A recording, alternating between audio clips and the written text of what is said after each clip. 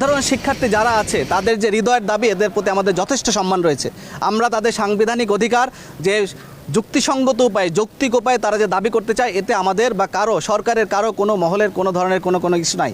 কিন্তু কেউ যদি এই সাংবিধানিক প্রক্রিয়ার মাধ্যমে কোনোভাবে অসাংবিধানিক কোনো প্রচেষ্টা বা উদ্দেশ্য হাসিলের জন্য কাজ করে, সেখানেই আমাদের সমস্যা। সেই ধরনের অরাজকতা করার জন্য বা সেই ধরনের উস্কানি দেওয়ার জন্য অনেক ধরনের মহল, অনেক ধরনের মদতদাতা রয়েছে।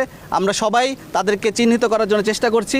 র্যাব, পুলিশ এবং অন্যান্য যে সকল সংস্থা আছে তারা সবাই একত্রভাবে কাজ করছি। যদি আমরা এ ধরনের কোনো ধরনের তথ্য পাই, অবশ্যই আমরা তাদেরকে আইনের আওতায় আনবো। দাবির সিন্ডিকেট সভায়, ঢাকা ইউনিভার্সিটি সিন্ডিকেট সভায় যে ধরনের সিদ্ধান্ত গ্রহণ করা হয়েছে, আমরা আসলে তারই বাস্তবায়ন করছি। এখানে ঢাকা ইউনিভার্সিটির প্রশাসন তারা আমাদেরকে কাছ থেকে যে ধরনের সহায়তা চাবে, আমরা সকল ধরনের সহায়তাই তাদেরকে প্রদান করব।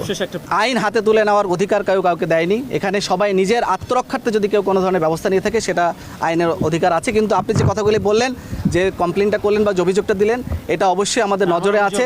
এটা আমাদের নজরে আছে এবং এটা আমাদের গোয়েন্দা শাখা থেকে সকল বাহিনীর কাছে এই ধরনের অভিযোগ রয়েছে।